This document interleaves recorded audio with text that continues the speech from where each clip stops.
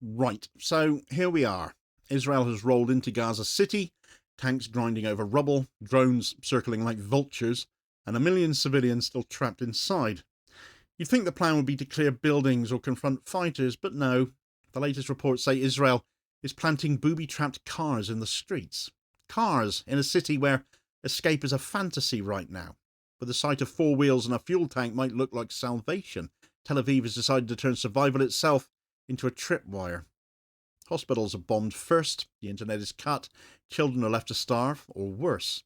And the world is told this is security. Israel's, of course. But it's not. It's the deliberate weaponisation of hope, the transformation of Gaza into a death trap, and the exposure of the so-called civilised order of the Middle East's alleged only democracy into a hollow fraud. Right, so what kind of state looks at a city of 1 million civilians, half the entire population of the Gaza Strip, and decides the answer to its military and political crisis is extermination? What kind of army, after 2 years of bombing and starvation and systematic destruction, rolls its tanks into Gaza City, blinds the world by cutting the internet, and then, according to multiple independent reports, seeds the streets with booby-trapped cars and armoured vehicles? It's not to fight an enemy in uniform, that's not to clear military targets, but to turn the act of survival itself into a death trap. This is, of course, not war at all, is it? This is genocide in real time, very different. Israel's simply writing the next chapter of it. Israel's ground invasion of Gaza City that's begun over the last few days is not a military operation, no matter what the language of diplomats or the military in Israel or the headlines of the Western media would suggest. It is the culmination of a strategy that's defined every phase of this conflict. Famine used as a weapon, medical care collapsed by design, children targeted again and again, communications silenced, and the line between civilian and combatant deliberately erased until, in Israel's eyes, there are no civilians left because there are no innocents. The reports now emerge from journalists on the scene and doctors on the ground, and they are consistent and they are chilling. They describe Israel deploying an unprecedented number of booby-trapped vehicles in Gaza City now, meant to detonate in residential areas. Now some, the pliant politicians, the mainstream media, will argue over the veracity of such reports. But the question is not whether these reports are credible. The question is how they could not be. Israel has already been documented doing all of this before, hasn't it? In Jenin in 2002, Amnesty International recorded homes wired with explosives and destroyed, 140 buildings levelled and 4,000 people displaced in a matter of days. In Gaza during Operation Cast Lead in 2008, Human Rights Watch and Breaking the Silence reported entire neighbourhoods demolished after being seeded with charges. In Operation Protective Edge in 2014, Israeli veterans themselves admitted that their orders were to sterilise whole blocks by explosives even after fighting ended. Remote-controlled bulldozers and unmanned demolition systems have been tested and deployed for years. To see booby-trapped cars now is not a shocking break from precedent, it's just the latest refinement of an old doctrine. But we must ask what this means for the civilians still trapped inside Gaza City. What does it mean to invade a city of 1 million people without granting them the time, the opportunity, the chance to leave? What does it mean to surround half the population of an entire enclave and treat them as acceptable casualties? Over 1 million people remain in northern Gaza, concentrated in Gaza City. Israel's evacuation orders were meaningless. Safe corridors never materialised. Roads southwards were shelled. Humanitarian windows were bombed before they opened. When tanks rolled in, hundreds of thousands tried to flee under fire, but hundreds of thousands more could not. They've got nowhere to go. This is not a failure of planning, it's deliberate. Israel knows exactly how many civilians remain in Gaza City. It launched its ground invasion anyway, not caring if the city itself becomes a mass grave as a result. Under international law, indiscriminate attacks on civilians are prohibited, but what is indiscriminate about rolling into a city you know is still home to 1 million people? That's not indifference, that's intent. Families displaced 10 or 12 times have given up counting. The Abu Jareds, who have been profiled by the Associated Press in a recent article, were driven from 11 different shelters before tanks entered Gaza City. Each time they moved, the bombs followed. Each time they settled, the house collapsed around them.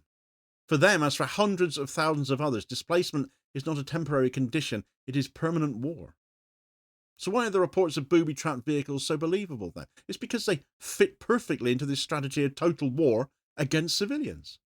According to the Cradle, Israel intends to flood Gaza City with an unprecedented number of booby-trapped cars and armoured carriers. What does a car mean to a starving civilian in Gaza City right now, though?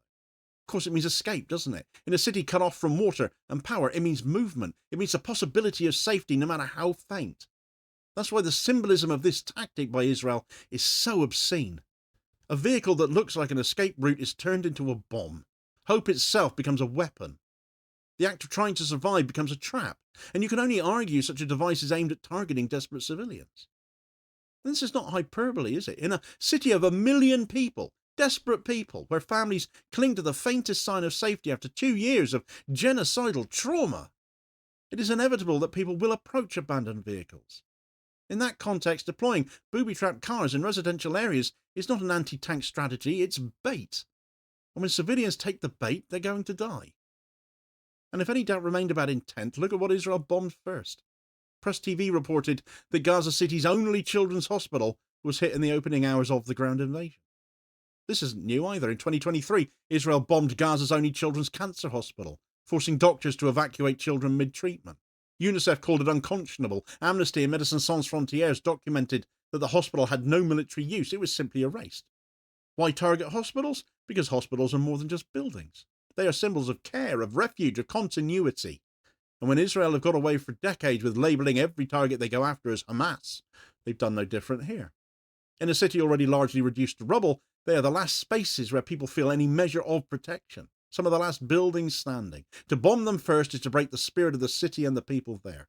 It is to say to them, nowhere is safe for you, not even for children in incubators or cancer wards. It is terror by design. Dr. Ali Tarawi, as covered by Squawkbox in the Canary today, described a child so unbearably and grievously wounded, yet somehow still alive, that he took one look at her and for once prayed for that child to die. I urge you to read that article because what it contains YouTube would never let me describe. His testimony is agonizing, and yet it is essential because it proves that the destruction of hospitals is not collateral damage but the deliberate stripping away of life itself. At the same time as the tanks rolled in, Gaza's internet went dark, and this was also no accident. Cutting the internet now with 1 million people trapped inside Gaza City is a strategy of concealment. Families cannot call for help. Journalists cannot upload footage. Aid agencies cannot track movement. The world cannot see. Darkness falls, and in that darkness, the killing accelerates. Israel buys time to deny and to distort, to bury the evidence. You will only hear their version of events. It blinds the eyes of the world long enough to rewrite the narrative, but are we really going to buy anything they tell us anymore? What has this invasion cost so far? The numbers do tell a story. 65,000 dead by the official figures. Other estimates put it at 10 times that now. Dozens are being killed daily during the Gaza City invasion, with one strike killing 32 people, 12 of them children. Hundreds of thousands are fleeing, hundreds of thousands remain trapped, and families like the Abu Jared cycle endlessly through displacement. Famine is the most extreme in bombs, but from hunger and thirst. Hundreds of injured children wait for visas for medical evacuation, their treatments delayed by bureaucracy, their deaths hastened by siege. Many will not survive the wait.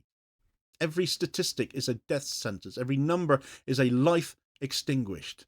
And we mustn't become immune to that. This is not oversight. It is not miscalculation. It is deliberate strategy. Israel knows exactly what it is doing and is carrying on anyway, with impunity. Why should we believe these reports of booby-trapped vehicles? Because they fit into a 2 decades-long pattern.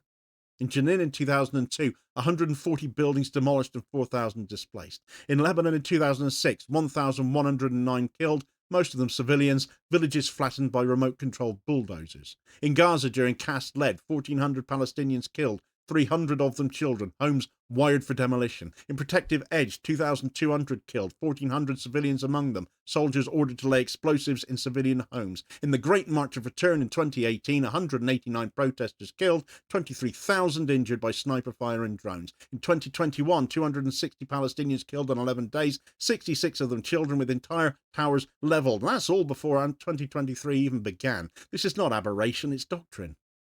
So why, after nearly 2 years of bombing hospitals since 2023, of starving civilians, of shelling schools, and now planting booby-trapped cars in Gaza City, is Israel still allowed to wage this genocide? And it's because it's shielded by the United States, it is protected by Europe, it is indulged by Britain, it's excused by Germany. Washington wields its veto at the UN, blocking ceasefire resolutions.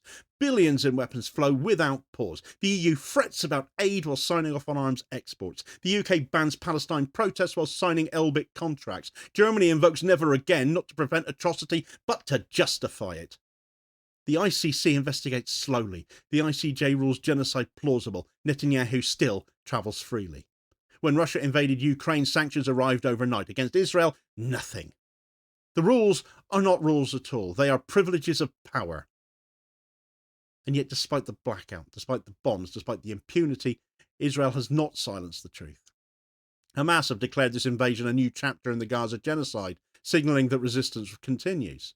Civilian resistance continues as well. Families endure displacement after displacement. Doctors refuse to abandon their patients. Children cling to life in the ruins. Globally, flotillas set sail. Universities erupt in protest. Boycotts cut into Israel's economy. And courts in Belgium and the Netherlands and South Africa invoke universal jurisdiction. The ICJ's finding a plausible genocide is a crack in the wall of silence, and every act of cruelty widens it, as does that more recent UN ruling. So what does this invasion reveal? It reveals the collapse of international law, the hypocrisy of Western power, the continuity of Israeli doctrine, and above all, the deliberate destruction of a people's will to live. Cars that could have been escape are turned into bombs. Hospitals that could have been refuge are turned into rubble. The internet that could have been a lifeline is cut. Hope itself turned into a weapon, and the West just watches still. This is why this invasion is not simply war, and it is genocide. It is the systematic annihilation of a people, not just by killing their bodies, but by extinguishing their ability to imagine survival. History will not remember this as a conflict between two sides. It will not be remembered as a war that Israel constantly justifies. It will be remembered as genocide, and as the moment when Damascus civilization slipped, as Israel has weaponized hope. The West has weaponized silence. But Gaza, against all odds, has weaponized endurance. They still endure. They will persist. We must not turn away and each day remember what they are going through and support them in whatever way we can, because in that endurance lies the only crack of light they've got. More hope is on the way, though. We've seen a number of flotillas head towards Gaza before to break that siege, but nothing on the scale of the summited Freedom Flotilla. Already some 40 vessels strong now, with more joining them shortly from Italy and Greece. And to top it all off, they've now got some protection of a sort, some bodyguards, you might say. So check out all the details of that story as a much needed, cheerier one after this video. In this video recommendation here is your suggested next watch. Please do also hit like, share and subscribe if you haven't done so already to ensure you do not miss out on all new daily content, as well as spreading the word and helping to support the channel at the very same time, which is very much appreciated. Holding power to account for ordinary working class people across the world. And I will hopefully catch you on the next vid. Cheers, folks.